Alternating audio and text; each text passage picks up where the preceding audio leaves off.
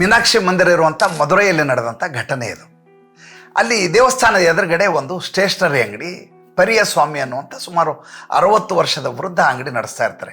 Pen, paper, eraser, pencil ಈ ರೀತಿಯ ಸಾಮಾನುಗಳನ್ನ ಇಟ್ಕೊಂಡಿರ್ತಾರೆ. ಅವ್ರದ್ದೊಂದು ವಿಶೇಷವಾದಂಥ ಗುಣ ಏನಪ್ಪ ಅಂದರೆ, ಯಾವುದಾದ್ರೂ ಮಗು ಬಂದು ನಾನು ಪೆನ್ ಮರ್ತು ಬಂದುಬಿಟ್ಟಿದ್ದೀನಿ ತಾತ ಕೊಡಿ ಒಂದು ಪೆನ್ನು ಅಂದರೆ ಪೆನ್ ಕೊಡ್ತಿರ್ತಾನೆ, ದುಡ್ಡು ಕೇಳ್ತಿರ್ತಾರಲ್ಲ. ಒಂದು ಮಾತು ಹೇಳ್ತಿರ್ತಾನೆ, ನಿನಗೆಷ್ಟು ಮಾರ್ಕ್ಸ್ ಬಂದಿದ್ದಾವೆ ಅಂತ ಗೊತ್ತಾದ್ಮೇಲೆ ನಿನ್ನ ಹತ್ರ ದುಡ್ಡು ಇಸ್ಕೊತೀನಿ ಹೋಗು ಅಂತಿರ್ತಾನೆ. ಮಕ್ಕಳು ದುಡ್ಡು ಇಸ್ಕೊಂಡಿಲ್ಲ ಅಂದ್ರೆ ಖುಷಿ ಅಲ್ವಾ, ಓಡ್ಕೊಂಡು ಹೋಗ್ತಾ ಇರ್ತಾರೆ. ಆಮೇಲೆ ಯಾರೂ ವಾಪಸ್ಸೇ ಬರಲ್ಲ. ಅವನಿಗೇನು ಬೇಜಾರಿಲ್ಲ, ಮಕ್ಕಳಿಗೆ ಕೊಡ್ತಾ ಇದ್ದೀನಿ ನಾನು ಅಂತ ಖುಷಿ ಆತನಿಗೆ. ಆತನ ಹೆಂಡತಿ ತಂಗಮ್ಮ ಅಂತೇಳಿ, ಆಕೆಗೆ ಬೇಜಾರು. ಏನು ಬಂದವ್ರಿಗೆಲ್ಲ ಈ ರೀತಿ ಮಕ್ಕಳಿಗೆ, ಸ್ಟೂಡೆಂಟ್ಸ್ಗೆ ಪುಕ್ಷಟ್ಟೆ ಕೊಡ್ತಾ ಹೋಗ್ಬಿಟ್ರೆ ಜೀವನ ನಡೆಯೋದು ಹೇಗೆ? ನಕ್ಕು ಪೆರಿಯ ಸ್ವಾಮಿ ಸುಮ್ಮನಾಗ್ತಾನೆ. ದೇವ್ರ ಎದುರುಗಡೆ ಕೂತಿದ್ದೀವಿ, ದೇವ್ರು ನಡೆಸ್ತಾನೆ ಅಂತ.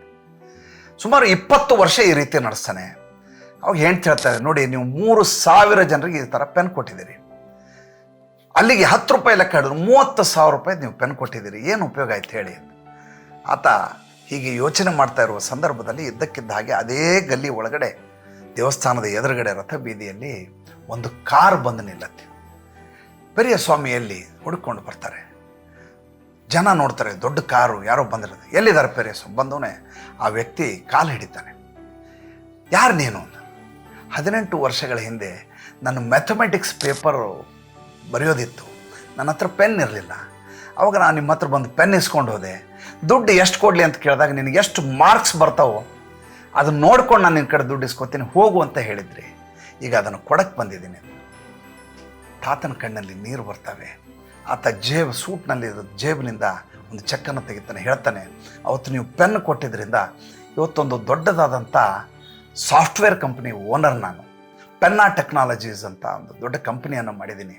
ಅವತ್ತು ನೀವು ಪೆನ್ ಕೊಡದೆ ಹೋದ್ರೆ ನಾನು ಬರೆಯೋಕ್ಕಾಗ್ತಿರಲ್ಲ, ತೋಳಿ ಅಂತ ಚೆಕ್ ತೆಗೆದು ನೋಡ್ತಾನೆ, 10 ಲಕ್ಷ ರೂಪಾಯಿಗಳು.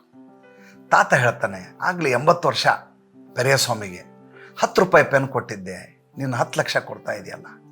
ಅವತ್ತು ನಿಮ್ಮ 10 ರೂಪಾಯಿ ಬಂಡವಾಳ ಹೂಡಿದ್ರಲ್ಲ, ಅದರ ಲಾಭ ಸೇರಿ ಈಗ ನಿಮಗೆ ಬಂದಿದೆ, ಇದನ್ನ ಇಟ್ಕೊಳ್ಳಿ ಅಂತ.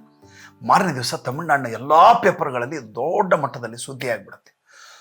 ಸುದ್ದಿ ಆದ ತಕ್ಷಣ ಎಂಥ ಕೋಲಾಹಲ ಆಗಿಬಿಡತ್ತೆ ಅಂದರೆ, ಯಾರ್ಯಾರು ಈತನ ಬಳಿ ಪೆನ್ನನ್ನು ಇಸ್ಕೊಂಡು ಹೋಗಿದ್ರು ಅದರಲ್ಲಿ ಅವನೊಬ್ಬ AS ಆಫೀಸರ್ ಆಗಿರ್ತಾನೆ, ಇನ್ಯಾವನೊಬ್ಬ ಪ್ರೊಫೆಸರ್ ಆಗಿರ್ತಾನೆ, ಇನ್ಯಾವನೊಬ್ಬ ಡಾಕ್ಟರ್ ಆಗಿರ್ತಾನೆ, ಅವನೊಬ್ಬ ವಕೀಲಾಗಿರ್ತಾನೆ.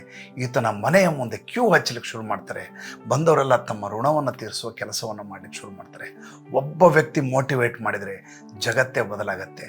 ನಮ್ಮಲ್ಲಿ ನಿಸ್ಪೃಹತೆ ಇದ್ದರೆ, ನಿರಪೇಕ್ಷತೆ ಇದ್ದರೆ ದೇವರು ಹುಡುಕೊಂಬಂದು ನಮ್ಗೆ ಸಹಾಯ ಮಾಡ್ತಾನೆ. ಇವತ್ತಿಗೂ ನೀವು ಮಧುರೈ ಮೀನಾಕ್ಷಿ ಟೆಂಪಲ್ ಹತ್ರ ಹೋದರೆ ಪೆನ್ ಸೆಂಟರ್ ಅಂತ ಅಂಗಡಿ ಇದೆ, ಒಂದ್ಸಲ ಹೋಗಿ ಮಾತಾಡಿಸಿ ಬನ್ನಿ.